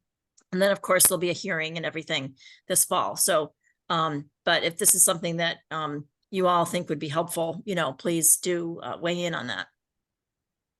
Yeah, that sounds exactly like an ANC role to chime on that proposed legislation. Commissioner Pasquini. Thanks. This is really exciting, Kristen. Do you have a sense of how many of the current streeteries or the current amount of street space that is closed off for streeteries will continue to be used by streeteries, and how much of it will open up? Pretty much everybody who has a streetery now is going to get a new streetery. So the number of streeteries won't change much. There's maybe a couple that decided that they don't want one. But what they're doing is they're going to, consolidate them so there won't be gaps, right? And where there are sort of natural gaps, they're going to use for bike infrastructure or for planters. So it's going to look a lot more seamless, if you will. It'll look like it's planned, right? Rather than being kind of, looking like it wasn't planned. And the other thing is, and I just found this out today from Kim Vaca at DDOT, and that is there's going to be a lot fewer Jersey barriers. So that's a huge win. And they're going to be all brand new Jersey barriers, the ones that are going to have to be required. So there'll be brand new Jersey barriers, and there'll be a more narrow version, similar to what Georgetown uniform color, but there'll be a lot fewer of them. So they'll be mostly at the potential impact points, right? But a lot fewer than what we currently have. And so all the old ones are going to be gone. So they're going to take all of those away. So it's going to be a lot cleaner and neater, and easier to maintain, I think, too. So everyone will have a platform, railings, and then those that wanted overhead shade structures will get those too. So, and this is a really nice high quality product. If you take a look at the ones that the Golden Triangle bid did on N Street right off of Connecticut, those are a good example. And there's also some on M Street too. So it's the same Vestra product. So, and the businesses had a choice in the color for the railings. So there will be a little bit of variety of color, but the design is all the same. So, and they'll all be compliant with the new regs. So, which none of them are current. Well, you know, if it all was to stay the same, none of it would be compliant. So, they will all be compliant, and none of them will have to apply for, you know, construction permits because they'll already have something. They'll have to pay for the space because the new regs are going to require public space payments. And they're all aware of that. So, they're all going in knowing that they're going to have to start to pay for the space soon. Do they pay for it now? No, it's been free. I guess it'd just be a modest application fee or something like that, right? Yeah, it'll be kind of like the sidewalk cafe permit fee on an annual basis. It'll be something similar to that. I don't know the exact amount, but it'll be similar to the public space fee for a sidewalk cafe. And Kristen, it'll go into WMATA, right? Which is where the public parking fee used to go for those street spaces. Those fees, I think that's right.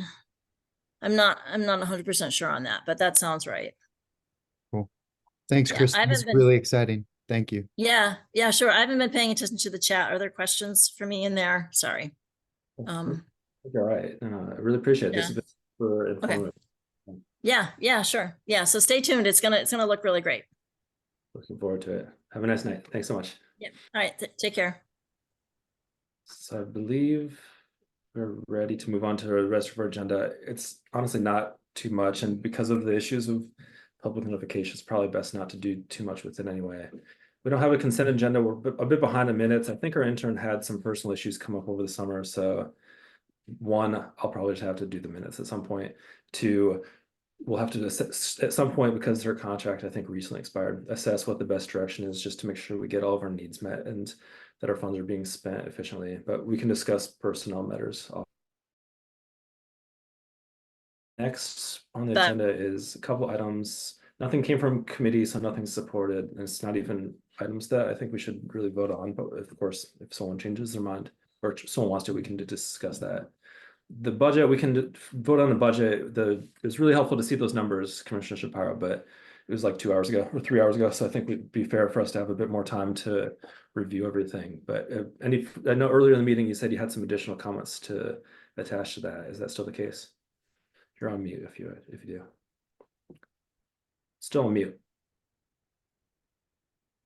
ANC tries to get us to approve the budget, but then again, they only told us what our allotment will be last week. So, I mean, is it a big deal? That not really. No one sent me any comments. I asked about 5 weeks ago for suggestions for the budget. It's possible I missed them. We can adopt the budget at the meeting in October. Also adopt at the time we'll be doing our fourth quarter, and we can work off of that once it's submitted. So we'll be okay as long as we do adopt something in October. So I guess it's up to people. If you want to change these numbers, it's fine by me. I mean, this is basically what we did last year. The only difference is I really thought Sean should be getting more money, but you know, that's yeah. That was what we did last year as well. As October was a vote. So yes, we did the identical thing. That we do have to approve it in October though, because we will not be able to obligate, much less actually spend money until we approve a budget. That's the start of the fiscal year is often like that. So I mean, it wasn't an issue last year. It's just I guess we should be making a quorum just to legally abide by that obligation, but I'll force it out of everybody. It's never been an issue before. Commissioner Falskini. I just wanted to go back to our allocation from this year. I'm sorry, I know it's a little off topic.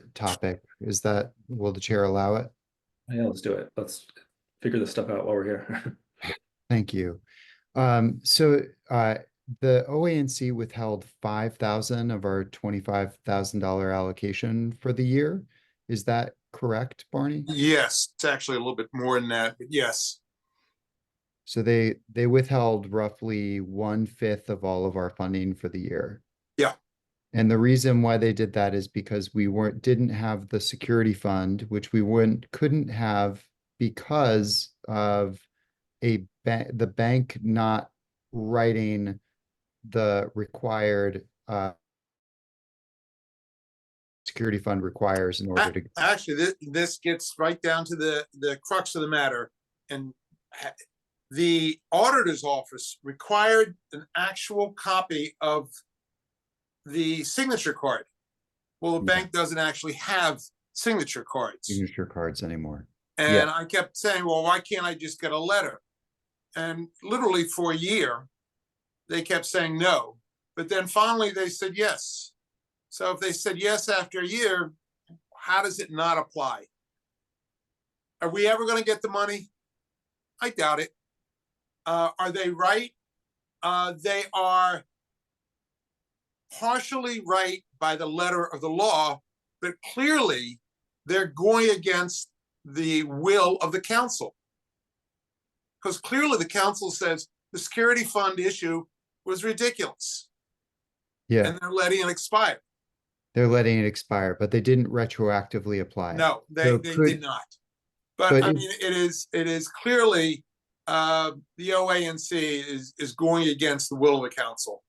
So what does OANC do with the money that they don't allocate to ANCs?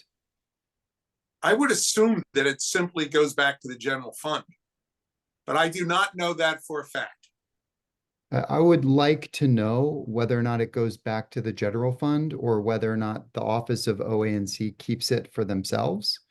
If they keep it for themselves, I have some very serious issues with them withholding it from the volunteer commissions that are using this to better their constituents and instead are withholding it for their own personal benefit for their own office. That would be an extreme act of in my mind, self. I will, Jake, it's an excellent question. I will be happy to ask them. They're pretty much tired of hearing from me though, but I would ask them and then just let them know that, you know, that if it does go and stay at the OANC personal budget and doesn't go back into the general fund, that this is something that we plan to take up with the mayor and the council's office and see if that knocks this money loose. I also think I've mentioned this before. At some point in time, it might be worth hiring an outside counsel. That's how egregious I think their actions have been. Do we know if any other commissions have had this problem? Not that I know of. Actually, in three, I can't remember which commission in three, but they have. Oh, I thought you meant it has 1C had this issue before. Is that what you mean, Commissioner Jones? Withheld for these reasons. This has been a common frustration. I think we were kind of the catalyst that got the security fund requirement dropped, which is good. Also, it would have been nice for it just to have not have the sacrificial lamb exist, which is, I guess, us in this case. So it's now dropped, you say? Yes, as of the end of this year. Okay. This month. Yeah, it no longer applies because it's a stupid rule. So, all right. Well, Commissioner Shapiro, if you want to try that, I'll also reach out to Councilmember Nadeau's office and see if they have any idea of what happens with these extra funds and quote extra funds and funds that are not delegated in the way that they should be delegated to the ANCs, and see what happens from there. I will send him an email in the morning. Thank you very much, Commissioner Shapiro. I like that idea too. And like in addition to that, just worth reiterating, forget what month, but at some point this year we submitted applications kind of at the suggestion of OANC, who, to their credit, were trying to be sort of creative, and at least at that moment, when trying to find a way. This is before the security fund decision happened, where I basically said, okay, we're short this money. Nobody's willing to be creative with how we can get what we're rightfully owed. And they said, okay, we have grants. If you apply for the grants, we apply for those three, two for the two outstanding payments or allotments, and one for the website updates, which we had done before. Haven't heard back, no idea where it's going to go. So potentially we could get a bunch of money, potentially we could get none, but I guess it's just a waiting end game and bother the right people in the right ways game to try to see if we can get them to budge. So yeah. Besides that, this budget, I mean, one other issue actually I should raise. Well, the two, we should try to figure out if there's any way for us to get out of the post office box. We've discussed this in the past. We don't have to discuss it right here just because it's probably not an efficient use of our time, but we have this month to discuss that as well as the website. I mean, again, we can discuss this where we get actual prices and things offline, or online. But if my suggestion, and we can discuss this if anyone wants to know about what I've been doing with trying to fix the website, and I really don't know what I'm doing. We use a platform that is kind of like programmer coder based, and I think a drag and drop one, which I use personally for my single member district, or it's just Wix or Squarespace or something, where it's way more user friendly. So any commissioner that wants to do, for example, committee updates or whatever, could just go in and pretty intuitively do that. I think that would make sense. We just have to figure out the pricing and make it so we can have a transition of that. I don't know all of the pricing for some of the backend stuff. There's a ton of accounts that I didn't realize that we had, and I had to figure out which company we use, and then like SiteGround hosting and Namecheap domain hosting, as well as just access to FileZilla to be doing file transfer protocols, which I'd never done before, and then a bunch of other stuff. So it's we use Joomla. I don't know if we pay for Joomla or exactly where that comes in. Do you know any details with that, Barney? I'm not sure if that's something that's been like detailed in past checking notes or anything. You're mute. We have gotten a couple bills on domain hosting, but I'll be honest with you. I haven't seen anything on it, so I thought they were just scams. I'll pass them along to you tomorrow morning. That works. I mean, that makes sense. Like some of the stuff, the benefit to this process of the website crashing is I now have collected a bunch of names and passwords and stuff we can figure out what to do with. And also, I found out that our domain expires in, I think, September, October, or something, 2027. So that's, I think it's 27. It's at least 3 years from now. So, or at least 2 years from now. It's either 26 or 27. So we have some time with that, but I wasn't sure exactly what's paid for and what's not. And it's worth considering all of that so that we could use our funds effectively to have our website working. So not really a resolution for this meeting, or not an item that we can resolve in this meeting, but hopefully in the next month, figure that out. Besides that, and then the personnel matters that we discussed earlier, especially with the money that we use currently for an intern, trying to figure out what the best path forward with all of it is. I think just in our off Zoom chats and emails and such, we can just collectively figure out what the best is. And I think over the course of a month is a good time frame to try to decide on our budget, because yeah, as we've all learned this year, we've had not a lot of money to do things with. So we have to be a bit frugal, I think, going forward, but hopefully next year we can maybe start to do grants or something again. We'll see. Anything else, commissioners? All right, so we'll plan on discussing this more properly at our October meeting and voting on the budget then. So just Commissioner Witt, for committee meetings for the rest of the month, should we, so it sounds like the Zoom account issue we can probably get resolved sooner, because from the email chain, OANC is working on fixing that access, right? We're gonna expedite the thing that we're already planning on doing so they can just have a new account, excuse me. To have the Zoom account that we had back and going again, but it's our website, which is where we post the link for the Zoom. That's where we're sort of stuck. Sort of. We I mean, have that is one of the places we've traditionally, like by law, we just have to post it in 2 independent places, and place can be digital, even both of them, what most ANCs do. So like we use groups.io, which is the previous Adams More listserv. We can find substitutes like if we have to. I mean, ideally the website's really good for that. It's just if how to read. Yeah. Other ways. So like I don't know exactly what the best path was, but we don't have to use a website. It's just one that we've been handed from past commissions. No, I mean, a website is handy because it's where we can store minutes from the past. I mean, that's where I direct people to. Figure out this next particular month. We Okay. don't know we'll have to do, like, we can just do something else if it just is gonna make it easier for the next few weeks to get committee meetings alerted to the public.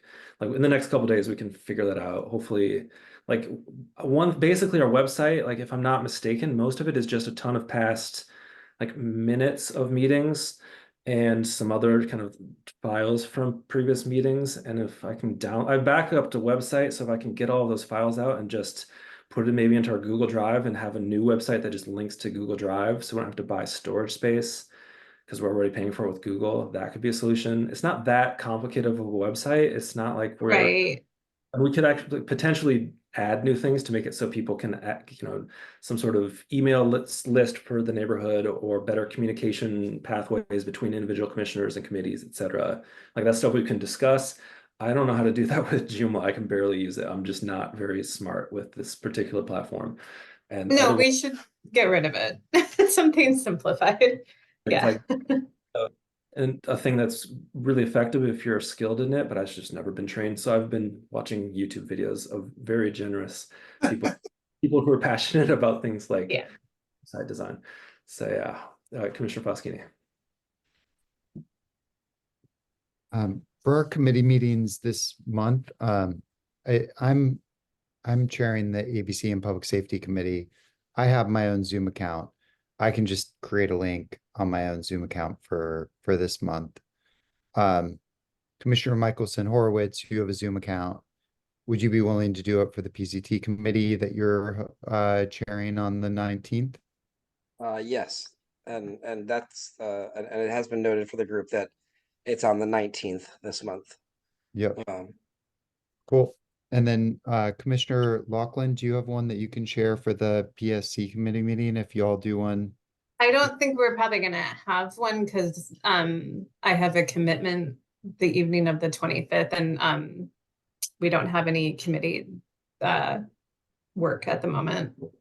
Okay. So I might, but I don't have a Zoom account, so that I would have to borrow one, but hopefully it would have been fixed by then anyway. Pretty sure they have it resolved. Like I could potentially see it being solved like in the next week. Kent has been responsive. It's just the IT response that I was hoping for wasn't, hey, I can fix that. It was, I don't have experience with Zoom the website, but Zoom, we can do this thing faster than we planned on. Yeah. Send out a link to the neighborhood for ABC Yeah, that's today, the thing. tomorrow. Yeah. So why don't I go ahead and just do my own private account for the one that's next week. And then Commissioner Michelson Horowitz, kind of depending on when we hear back from OANC, whether it's within the week or not, you can either go ahead and use the new one or you can go ahead and use your own for PZT. Does that sound like a plan for everybody?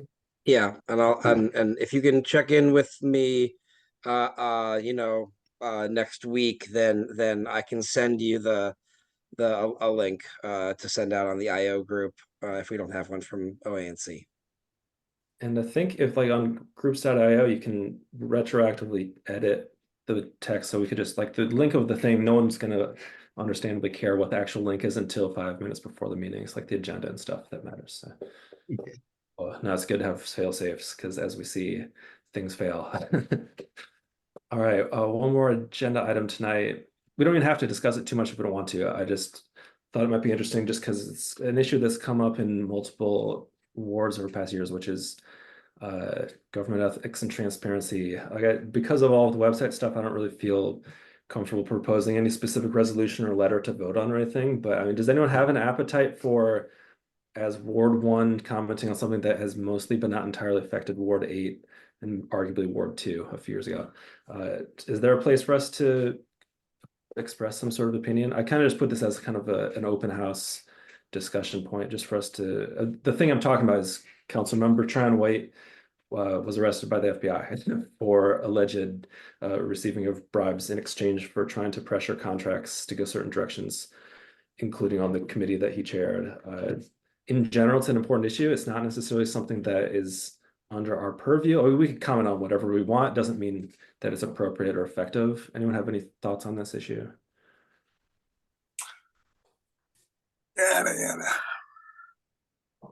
You're good if you're talking, Commissioner Shapiro. Yeah. Oh, I'm sorry.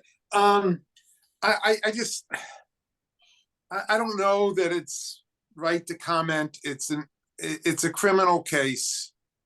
And the council can take its actions internally in terms of chairmanships and membership on committees. It almost mirrors what happens in Congress. You know, someone gets indicted, Menendez, I'm saying his name, the senator from Jersey. You know, he was indicted multiple times and didn't resign until his actual conviction. I think he may not have actually resigned as of yet. He just announced it. I just think that it's up to the body of which Trayon White is he's on the council. I think it's up to them to take internal system to run its course. Any other thoughts? I don't see what good it serves us to do it, to, you know, get involved in opinions on that, particularly because of what Commissioner Barney? Yeah. Just stated. I would rather, you know, keep a distance from that. There is an issue though that I think that I won't probably bring up at the next meeting that I do think that we should have some input on. And I'll say to that. Sounds perfect. Commissioner Pasquini. Pardon me? I'm We'll get other suggestion. We'll pause that like you suggested, Commissioner Pasquini. Okay. I'm perfectly happy to comment on it. I'm just too busy and lazy to write the thing myself. So if somebody else wants to write it, I do think it's important. Yeah, I think it's an important issue, and I'm happy to sign on to a resolution about it. I'm just not in a position to write it. Resolution to say what or do what? Just in the event that we were to consider some sort of resolution, like it takes, of course, labor to produce it. That's why I haven't done it either, because it's been a particularly bad. I mean, there's never a good week, right? But it's not been the ideal time to do that. It's with all things considered. So yeah, Commissioner Michelson Horowitz. Yeah, I guess I'm in the same boat. You know, I think, yeah, I'd like to say something. Maybe it means that we just, you know, speak as individual commissioners or something. But you know, this just seems to be, it's embarrassing for the for the district. It's particularly you know, I think that Ward 8 is perhaps lacking effective representation at the moment, and they deserve that. So yeah, it's really unfortunate, and I wish we could have you know, better oversight of the contracting process. You know, whatever are these pressure points that you know, get people in trouble. You know, anytime somebody is making a first call, you know, pressuring on things like that, you know, there need to be internal processes and a culture for reporting this kind of stuff, so that there's just no room for bribes to be effective. Yeah, good thoughts. I mean, for whatever it's worth, my thoughts are pretty similar to everyone's. I mean, there's also kind of two paths that I think that we could consider. We don't have to, of course, but like the specifics of the specific case, saying, hey, this is a specific council member who has specific roles and committees and responsibilities. We recommend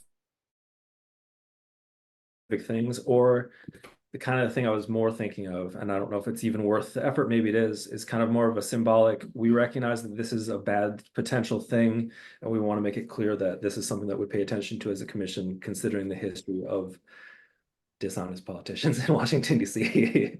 This is just something I thought was much to just completely ignore, and it doesn't hurt to just discuss it, but I don't have any proposed action for tonight, and we could discuss, I guess, over the course of the month, if anything. Oh, I'm sorry, I didn't raise my hand, but just really quick. I think, yeah, I'd feel more comfortable if we discuss it for a while. And also I think I'd feel more comfortable if we let basically judicial process go forward.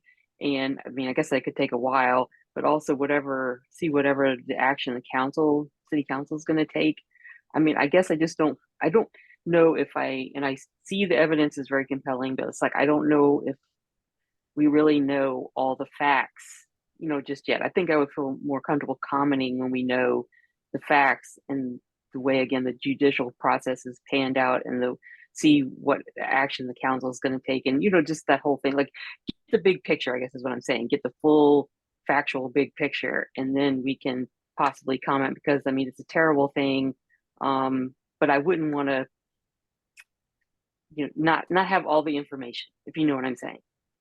Yeah, Well, and So that's where I'm at. Yeah, having the facts, I agree that the facts make a difference. But I'm inclined again to rely on the old adage about innocent until proven guilty. And just because there are a plethora of evidences in the news media and that sort of thing doesn't mean that we should jump to the conclusion and get on a bandwagon to, with torches and pitchforks. So I would have my first reservation would be to let's see how it plays out. As Commissioner Barney said, let's deal with let the judicial process, as you're implying, let it at least go further than it is now.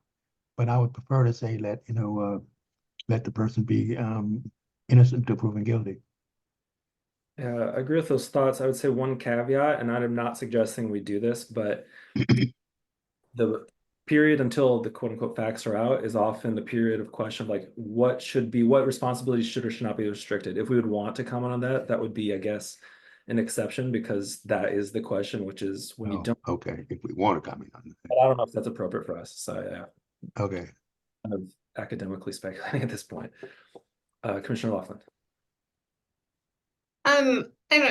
I guess I sort of want the process to play out too. I mean, there's more information coming out today about some inappropriate behavior by that council. My bigger concern, and this wouldn't necessarily be part of a resolution, but just I think for us to continue to advocate for and to make sure that the correct information is out there is like, I hope this does not impact the funding or credibility of the violence interruption programs, and that those programs need our support more than ever because they are very helpful for communities. And so I guess just voicing our support, continuing to support people working in those programs and bringing them to our meetings to discuss more. It's unfortunate that they got sort of tied up in this mess. I definitely agree with you. That's kind of part of what I was thinking as well, as these kind of bigger pictures. I guess the specifics, we're not even in Ward 8, so it's not the most relevant in some ways. But even if we were, I have a hard time believing that an ANC resolution is going to have really any impact on what's going on. But the bigger picture, kind of at least symbolic, if not practical push for what you're saying is important. And also, I think a violence interrupter got murdered this week. I mean, it's been a really tough month for all of that, everything else aside. So I'm not sure exactly. We can discuss what, but there's definitely opportunity to do those things I mentioned. Commissioner Michelson. Yeah, I would just clarify. I mean, what I've heard is I wouldn't describe it as a murder. But yeah, obviously, folks are encouraged to read up.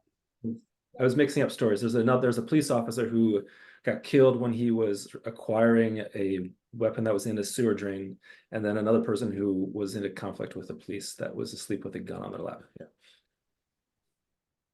All right. Well, yeah. Just like I said, it seemed like something that was too important to completely overlook as a commission, though maybe it's not something that we really have to take any action on. So no vote recommended. Anyone else have any further comments? Commissioner Jones, you said you had another item that you wanted to just. No, I want to wait till the meeting the next month. That sounds good. Yeah, we'll just talk about it as we shape the next month's. Okay. And things like that. That sounds great. All right. Well, thanks everyone. We made this meeting work. I'm glad. Yeah. Well, hopefully it wasn't for everyone else either. Have a nice Yeah, I night. applaud all the efforts that went in to make sure we had a meeting tonight. And to you, I Sean. didn't think it was gonna happen. Sean was not expecting the Zoom account to also go down. So hopefully next month won't be at. Thanks, everybody. Have a good night.